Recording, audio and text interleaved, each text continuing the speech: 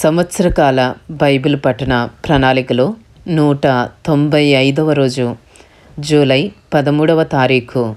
ఈనాటి అనుదిన బైబిల్ పఠనములో ఒక అధ్యాయము పరిశుద్ధ గ్రంథంలోని 11వ పుస్తకమైన పాత నిబంధన గ్రంథంలోని రాజులు మొదటి గ్రంథము ప్రారంభము. రాజులు మొదటి గ్రంథంలోని 22 అధ్యాయములలో మొదటి అధ్యాయము, అందులో ఉన్న 53 వచనములు. రాజైన దావీదు బహువృద్ధుడు కాగా సేవకులు అతనికి ఎన్ని బట్టలు కప్పిననో అతనికి వెట్ట కలుగకయుండెను. కాబట్టి వారు, మా ఏలిన వాడవును రాజువు నగు నీ కొరకు తగిన చిన్నదాని వెతుకుట మంచిది.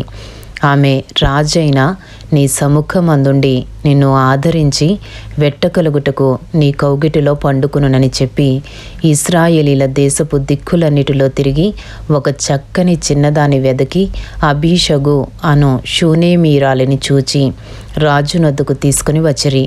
ఈ చిన్నది బహు చక్కనిదై ఉండి రాజును ఆదరించి ఉపచారము చేయుచుండెను గాని రాజు దానిని కూడలేదు. హగ్గీతు కుమారుడైన అదోనియా గర్వించిన వాడై నేనే రాజు నగుదునని అనుకొని రథములను గుర్రపు రౌతులను తనకు ముందుగా పరిగెత్తుటకు 50 మంది మనుష్యులను ఏర్పరచుకొనెను. అతని తండ్రి, నీవు ఈలాగున ఏల చేయుచున్నావని అతని చేత ఎప్పుడునూ విచారించి అతనికి నొప్పి కలుగజేయలేదు. చూచుటకు అతడు బహు సౌందర్యము గలవాడు. అబ్షాలోము తరువాత పుట్టినవాడు. అతడు సెరూయా కుమారుడైన యోవాబుతోనూ యాజకుడైన అబ్యాతారుతోనూ ఆలోచన చేయగా వారు అదోనియా పక్షము వహించి అతనికి సహాయము చేసిరి గాని యాజకుడైన సాదోకును, యెహోయాదా కుమారుడైన బెనాయాయును, ప్రవక్త అయిన నాతానును, షిమియును, రేయియును, దావీదు యొక్క సూరులను అదోనియతో కలుసుకొనకయుండిరి. అదోనియా ఏన్రోగేలు సమీపమందుండు జోహెలేతు అను బండ దగ్గర గొర్రెలను, ఎడ్లను, క్రొవ్విన దూడలను బలిగా అర్పించి రాజకుమారులగు తన సహోదరులనందరినీ, యూదావారగు రాజు యొక్క సేవకులనందరినీ పిలిపించెను గాని ప్రవక్తయగు నాతానును, బెనాయనును, దావీదు సూరులను తనకు సహోదరుడైన సొలొమోనును పిలువలేదు. అప్పుడు నాతాను సొలొమోను తల్లి అయిన బత్షెబతో చెప్పినదేమనగా, హగ్గీతు కుమారుడైన అదోనియా ఏలుచున్న సంగతి నీకు వినబడలేదా? అయితే ఈ సంగతి మన ఏలినవాడైన దావీదునకు తెలియకయే ఉన్నది. కాబట్టి నీ ప్రాణమును నీ కుమారుడైన సొలొమోను ప్రాణమును రక్షించుకొనుటకై నేను నీకొక ఆలోచన చెప్పెదను, వినుము. నీవు రాజైన దావీదునొద్దకు పోయి, నా ఏలినవాడా రాజా, అవశ్యముగా నీ కుమారుడైన సొలొమోను నా వెనుక ఏలువాడై నా సింహాసనము మీద ఆసీనుడగునని నీ సేవకురాలనైన నాకు నీవు ప్రమాణపూర్వకముగా సెలవిచ్చితివే. అదోనియా ఏలుచుండుట ఏమని అడుగవలెను. రాజుతో నీవు మాటలాడుచుండగా నేను నీ వెనుక లోపలికి వచ్చి నీవు విన్నవించిన మాటలను రూఢిపరుచుదునని చెప్పెను. కాబట్టి బత్షెబ గదిలోనున్న రాజు నొద్దకు వచ్చెను. రాజు బహువృద్ధుడైనందున షూనేమీయురాలైన అబీషగు రాజును కనిపెట్టుచుండెను. బత్షెబ వచ్చి రాజు ఎదుట సాగిలపడి నమస్కారము చేయగా రాజు నీ కోరిక ఏమని అడిగినందుకు ఆమె ఈలాగు మనవి చేసెను.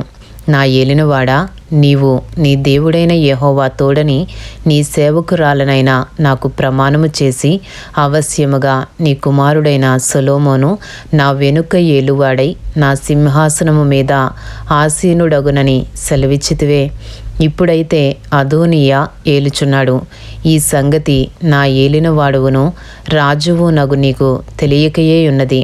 అతడు ఎడ్లను, క్రొవ్విన దూడలను, గొర్రెలను బలిగా అర్పించి రాజకుమారులనందరినీ, యాజకుడైన అబ్యాతారును, సైన్యాధిపతి అయిన యోవాబును పిలిపించెను గాని నీ సేవకుడైన సొలొమోనును పిలువలేదు.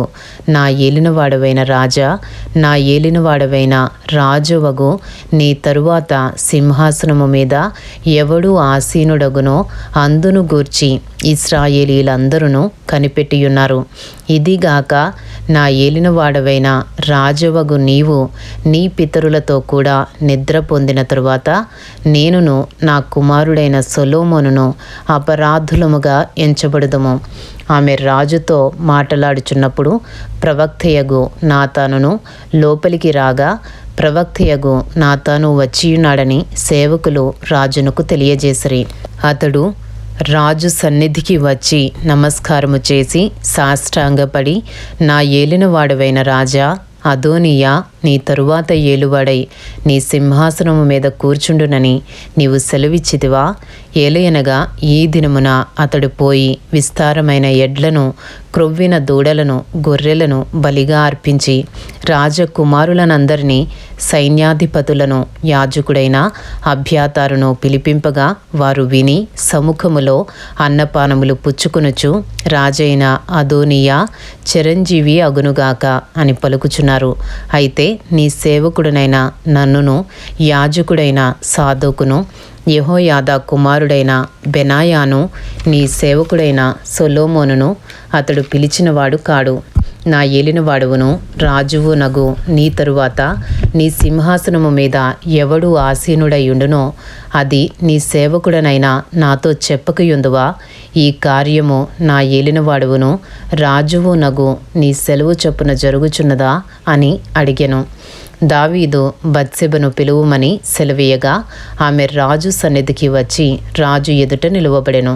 అప్పుడు రాజు ప్రమాణపూర్వకముగా చెప్పినదేమనగా, సకలమైన ఉపద్రవములలో నుండి నన్ను విడిపించిన యెహోవా జీవముతోడు అవశ్యముగా నీ కుమారుడైన సొలొమోను నా తరువాత ఏలువాడై నాకు ప్రతిగా నా సింహాసనము మీద ఆసీనుడగునని ఇశ్రాయేలీల దేవుడైన యెహోవా నామము తోడని నేను నీకు ప్రమాణము చేసిన దానిని ఈ దినముననే నెరవేర్చుదనని చెప్పగా, బత్షెబ సాగిలపడి రాజునకు నమస్కారము చేసి, నా ఏలినవాడైన రాజగు దావీదు సదాకాలము బ్రతుకునుగాక అనెను.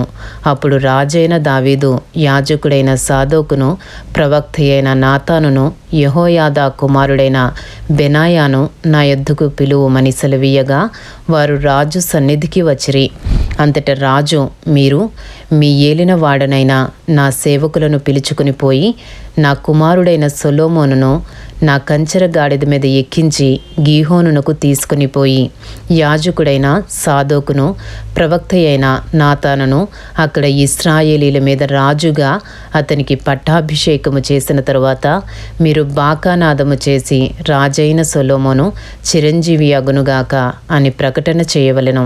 ఇశ్రాయేలు వారి మీదను యూదా వారి మీదను నేనతనిని అధికారిగా నియమించియున్నాను గనుక పిమ్మట మీరు యెరూషలేమునకు అతని వెంటరాగా అతడు నా సింహాసనము మీద ఆసీనుడై నాకు ప్రతిగా రాజగును అని సెలవిచ్చెను.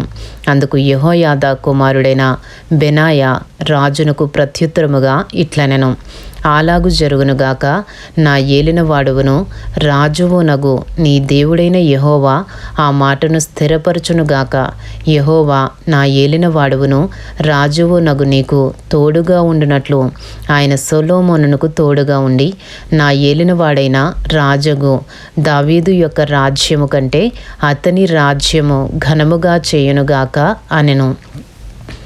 కాబట్టి యాజకుడైన సాదోకును, ప్రవక్త అయిన నాతానును, యెహోయాదా కుమారుడైన బెనాయాయును, కెరేతీయులను, పెలేతీయులను రాజైన దావీదు కంచెర గాడిద మీద సొలొమోనును ఎక్కించి గీహోనునకు తీసుకుని రాగా, యాజకుడైన సాదోకు గుడారములో నుండి తైలపు కొమ్మును తెచ్చి సొలొమోనునకు పట్టాభిషేకము చేసెను. అప్పుడు వారు బాకా ఊదగా కూడిన జనులందరూ రాజైన సొలొమోను చిరంజీవి అగునుగాక అని కేకలు వేసిరి. మరియు ఆ జనులందరూ అతని వెంబడి వచ్చి పిల్లన గ్రోవులను ఊదుచు వాటి నాదము చేత నేల బద్దలగునట్లు అత్యధికముగా సంతోషించిరి.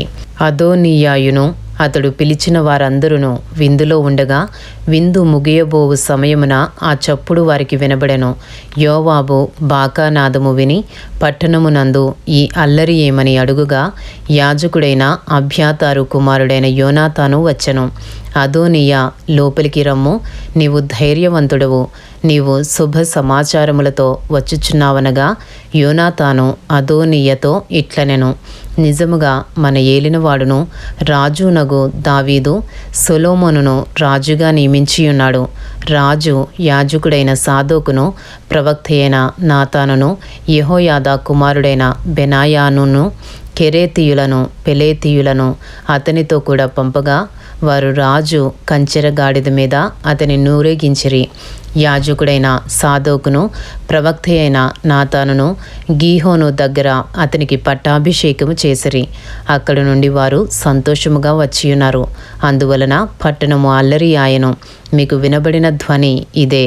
మరియు సొలొమోను రాజ్యాసనము మీద ఆసీనుడై ఉన్నాడు.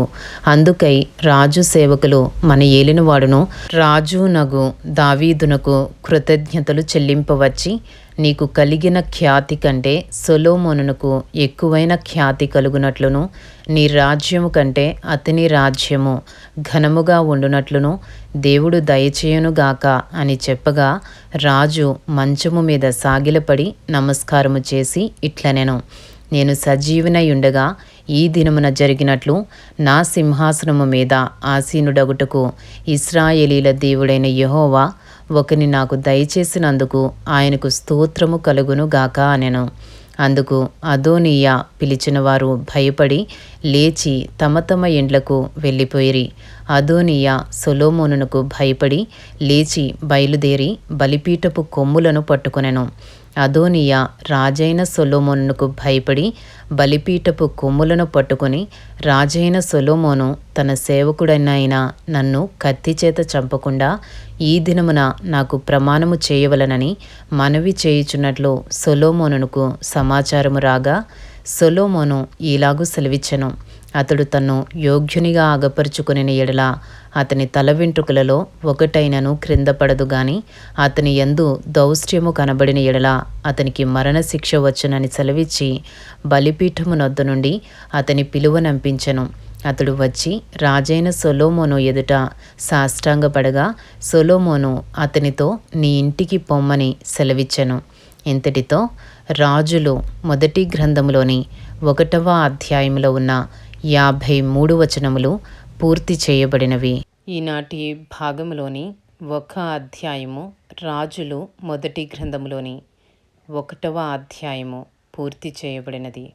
Thank you lord.